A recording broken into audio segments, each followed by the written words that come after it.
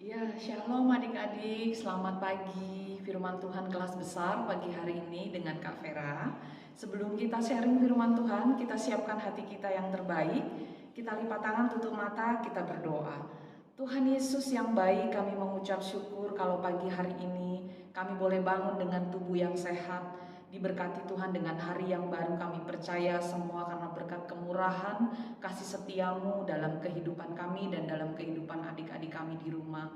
Tuhan, kalau sebentar kami mau mendengarkan sharing firman Tuhan bersama dengan adik-adik kami, mari Roh Kudus Allah yang menyertai hati adik-adik kami boleh menjadi pelaku-pelaku firman-Mu, mendengarkan dengan baik, dan kami percaya firman-Mu menjadi rema dalam kehidupan adik-adik kami. Terima kasih Bapak yang baik, kami mengucap syukur dan kami mau sharing firman Tuhan pagi hari ini hanya di dalam nama Tuhan Yesus Kristus. Kami berdoa dan mengucap syukur. Haleluya. Amin. Ya, adik-adik yang dikasih Tuhan, firman Tuhan pagi hari ini untuk kelas besar, untuk kelas Musa dan kelas Naomi, Kak Vera ambil dari 1 Samuel 22 ayat 1 sampai 5. Di rumah kalau ada Bible boleh dibuka ya Bible-nya ya. Tapi Kak Vera tetap menampilkan di samping ya untuk ayat firman Tuhan pagi hari ini. Dari 1 Samuel 22 ayat 1 sampai 5. Judul perikopnya adalah Daud di Gua Adulam. Lalu Daud pergi dari sana dan melarikan diri di Gua Adulam. Ketika saudara-saudara dan seluruh keluarganya mendengar hal itu, pergilah mereka ke sana mendapatkan dia.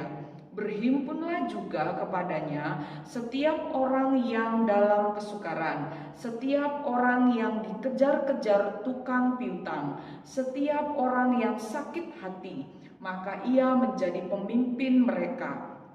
Bersama-sama dengan dia ada kira-kira 400 orang. Dari sana Daud pergi ke Mispah di Moab dan berkata kepada raja negeri Moab, "Izinkanlah ayahku dan ibuku tinggal padamu sampai aku tahu apa yang dilakukan Allah kepadaku." Lalu diantarkannyalah mereka kepada raja negeri Moab dan mereka tinggal bersama dia selama Daud ada di kubu gunung. Tetapi Gad nabi itu berkata kepada Daud, "Janganlah tinggal di kubu gunung itu, pergilah dan pulanglah ke tanah Yehuda." Lalu pergilah Daud dan masuk ke hutan Keret. Nats firman Tuhan yang kita baca sama-sama pagi hari ini dari 1 Samuel 22 ayat 1 sampai 5 menceritakan pelarian Daud ketika dikejar-kejar oleh Raja Saul. Maka Daud bersembunyi di sebuah gua yang bernama Gua Adulam. Kalau adik-adik ingat mungkin cerita dari kakak kelas kecil, ketika kalian kelas kecil atau kelas sedang, sudah tahu pastinya ya kenapa Saul sampai mengejar-ngejar Daud. Ketika itu, ya kakak ulang sedikit ya, ketika itu Raja Saul banyak melakukan ketidaktaatan di mata Tuhan Allah. Maka Tuhan Allah mengganti raja atas bangsa Israel, memilih raja baru yaitu Daud. Melalui Nabi Samuel, Daud diurapi menjadi raja atas bangsa Israel. Namun adik-adik, ketika Daud usia masih belasan tahun ketika itu, maka masih ada jeda sekian waktu untuk Daud benar-benar menjadi seorang raja. Nah, Saul merasa sakit hati, iri, marah, benci kepada Daud. Akhirnya memiliki niat jahat untuk membunuh Daud. Maka itu Daud dikejar-kejar hendak dibunuh oleh Saul. Maka bersembunyilah Daud di Gua Adulam. Nah, ketika Daud bersembunyi di dalam Gua Adulam, adik-adik yang dikasih Tuhan, Daud bertemu dengan orang-orang yang berjumlah sekitar 400 orang. Yang mereka ini memiliki masalah adik-adik. Ada yang dikejar-kejar hutang, atau zaman sekarang itu dikejar-kejar oleh debt collector gitu ya, penagih hutang. Ada yang sedang sakit hati, sedang dalam kesukaran. Artinya hidup orang-orang yang ada di dalam gua tersebut adalah orang-orang yang bermasalah. Yang berjumlah tadi dikatakan di ayat 2 400 orang jumlahnya. Wah, banyak ya adik-adik ya. Artinya ketika Daud masuk ke gua tersebut, dia masuk dalam keadaan yang tidak baik-baik saja. Dia sendiri sedang dikejar-kejar oleh Raja Saul. Nah, dalam kondisi seperti itu, Daud sedang benar-benar merasa bahwa hidupnya diancam bahaya, adik-adik ya. Tetapi dia malah masuk di gua, di tempat tinggal yang tempat orang-orang juga bermasalah. Namun adik-adik, yang menarik nih ya, dari 400 orang inilah yang akan menjadi tentara atau prajurit pertama Raja Daud. Mereka akan menjadi tentara prajurit yang luar biasa yang mendampingi Daud ketika Daud ada menjadi seorang raja bangsa Israel. Bahkan adik-adik, dari 400 orang ini muncul sekitar 30 ya jenderal-jenderal luar biasa yang dipakai untuk membantu Daud di medan peperangan. Dikatakan di dalam Alkitab ya, dikisahkan prajurit-prajurit ini, jenderal-jenderal tangguh dan perkasa ini mampu mengalahkan ya ratusan musuh di medan pertempuran. Bahkan dikatakan satu jenderal saja mampu menghabisi, mampu melawan gitu ya ratusan musuh di medan peperangan. Nah, mungkin kalian bertanya, Kak, kok bisa orang-orang yang ada dalam masalah, sepertinya hidupnya dalam masalah, kok bisa menjadi jenderal, menjadi pahlawan Daud yang berhasil di medan perang? Lalu apa yang membuat Daud begitu hebat sehingga Daud bisa bisa membuat perubahan di antara orang-orang tadi yang bermasalah, Kak? Apa hebatnya Daud? Apa yang membuat orang-orang tadi mampu berhasil menjadi orang-orang yang berkemenangan? Bahkan dipakai Tuhan untuk membantu Raja Daud menjadi tentara yang tangguh perkasa. Bahkan boleh dikatakan loh adik-adik ya, ketika Daud masuk ke dalam gua tersebut, kondisi Daud bukan sebagai raja, belum benar-benar sebagai raja atas bangsa Israel. Daud juga masuk ke dalam gua itu bukan sebagai orang yang berkemenangan, tetapi sama dengan mereka, buronan, dikejar-kejar oleh Raja Saul kan gitu. Tetapi hidup mereka berhasil dan menang, mampu menghadapi masalah. Nah, apa yang kita bisa pelajari dari kisah Daud ketika ada di dalam gua Adulam ini? Yang pertama adik-adik yang kita bisa pelajari dari kisah Daud ini beserta orang-orang tadi yang 400 orang yang sedang bermasalah adalah, yang pertama, kita diajarkan untuk menjadi anak-anak yang tangguh, anak-anak yang pemberani, anak-anak yang tidak mudah putus asa, anak-anak yang tangguh dalam menghadapi segala kesulitan, dan selalu menjadi anak-anak yang mau memuji dan menyembah Tuhan dalam segala situasi hidup kita. Adik-adik kalau tahu gua, ya ini ada gambar gua ya di sini ya. Gua itu kan gelap, tidak ada cahaya yang menerangi. Daud dengan orang-orang yang ada tinggal di tempat itu, mereka pasti tinggal di tempat yang tidak nyaman, sudah gelap, pengap mungkin ya, karena jumlahnya cukup banyak. Lalu kemudian ditambah lagi masing-masing orang tersebut sedang memiliki beban masalah. Tetapi di gua tersebut mereka tetap menaruh percaya, tetap mengandalkan Tuhan. Dan ini adik-adik yang dilakukan Daud di dalam gua tersebut, Daud tetap memuji menyembah Tuhan meskipun di tengah situasi yang tidak nyaman, meskipun di tengah situasi yang tidak baik-baik saja. Itu yang pertama yang kita bisa pelajari dari kisah Daud ketika ada di gua Adulam. Belajar tidak putus asa dalam segala situasi kehidupan kita meskipun terasa sulit.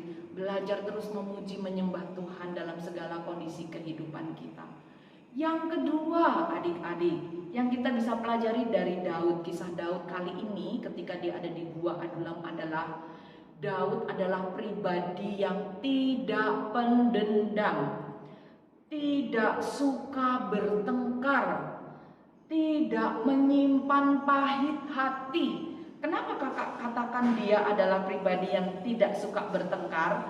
Ketika dia dikejar-kejar oleh Saul, ya, Daud cepat-cepat menghindar. Karena apa adik-adik? Bukan karena Daud itu takut, bukan karena Daud tidak percaya akan penyertaan pertolongan Tuhan mampu menyelamatkan dia, tidak. Tetapi Daud adalah pribadi yang tidak suka bertengkar. Apalagi Saul itu bukan orang lain loh adik-adik. Saul itu adalah ayah mertua dari Daud sendiri. Yang kedua, Saul itu orang yang lebih tua dari Daud. Maka itu Daud menghormati, menghargai Saul. Dia lebih memilih menghindar, ya, melarikan diri dari Saul, dari kejaran Saul. Dia tidak mau berperkara, meladeni gitu ya, melayani sakit hatinya Saul. Dan dia juga bukan pendendam, dia tidak pendendam. Sebenarnya adik-adik, Daud punya kesempatan loh membalas sakit hatinya ketika satu kali nih adik-adik, Saul tertidur karena kelelahan gitu ya. Nah, Daud punya kesempatan sebenarnya untuk membalas dendam. Nah, ini ada gambarnya kan adik-adik ya.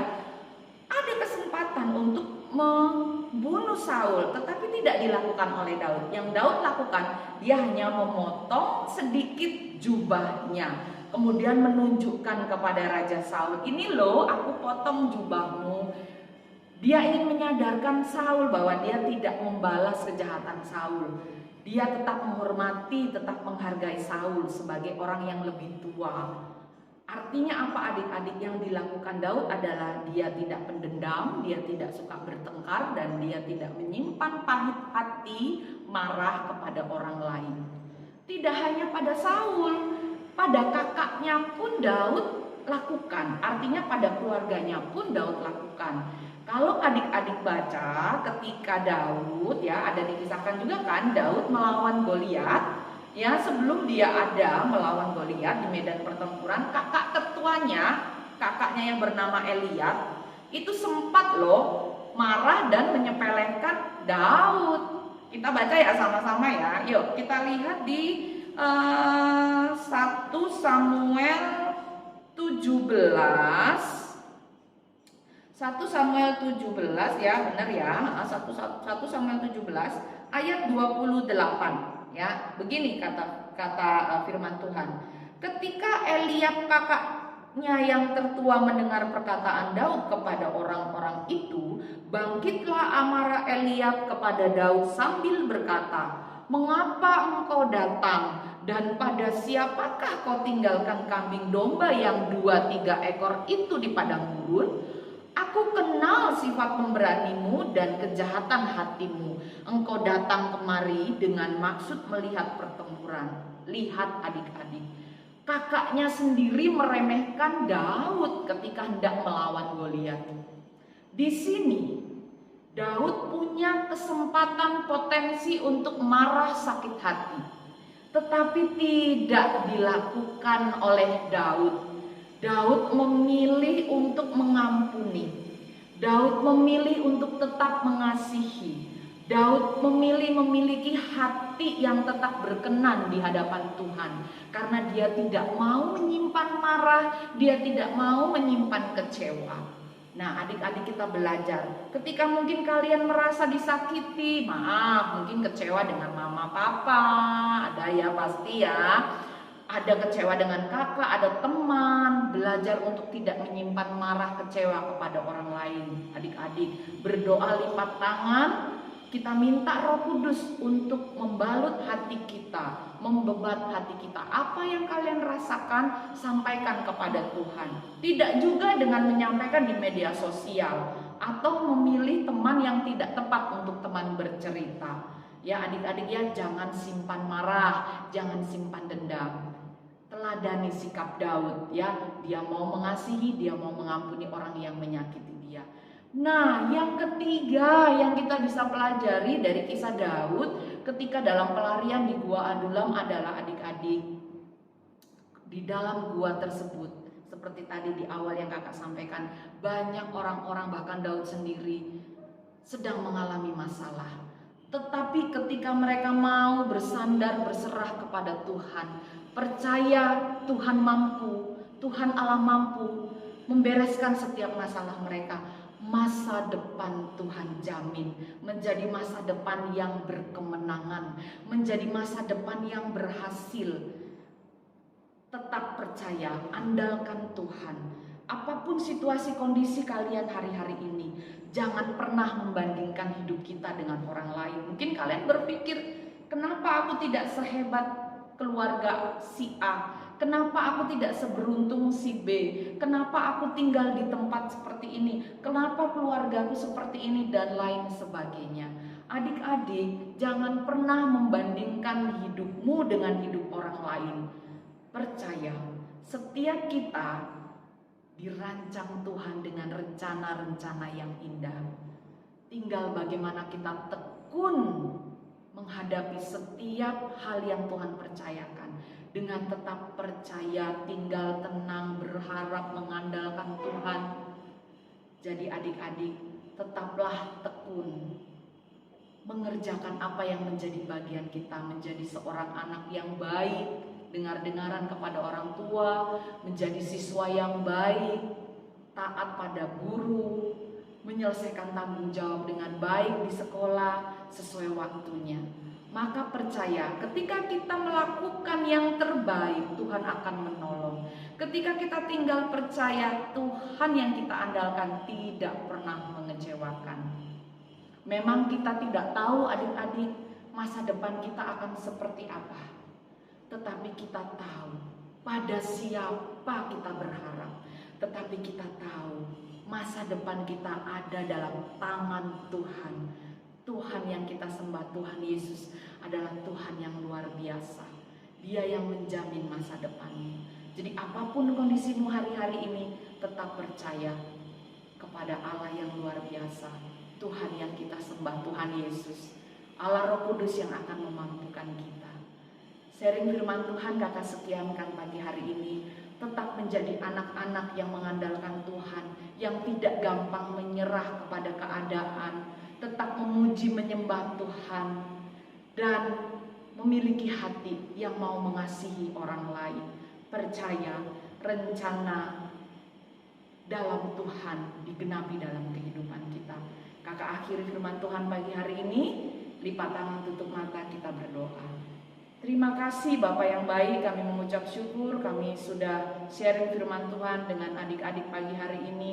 Kiranya Allah Roh Kudus yang menolong kehidupan mereka Tuhan. Apapun hari-hari ini yang adik-adik sedang alami, Engkau yang menjadi penghibur penolong dalam kehidupannya Tuhan. Dalam studi sekolah mereka Tuhan yang memberkati dengan kepintaran, hikmat daripada Engkau. Firman-Mu sudah kami sampaikan, Allah Roh Kudus yang bekerja lebih lagi dalam kehidupan masa remaja adik-adik di rumah. Tuhan tutup bungkus dengan kuasa darah-Mu dalam mereka bersekolah, beraktivitas. Tuhan jauhkan dari lemah tubuh, sakit, virus, bakteri. Tuhan kami percaya pertolongan kami hanya ada di dalam nama-Mu. Terima kasih Tuhan. Kami akhiri sharing firman Tuhan pagi hari ini. Hanya di dalam nama Tuhan Yesus Kristus kami berdoa, mengucap syukur. Haleluya. Amin. Shalom adik-adik. Selamat pagi. Tuhan Yesus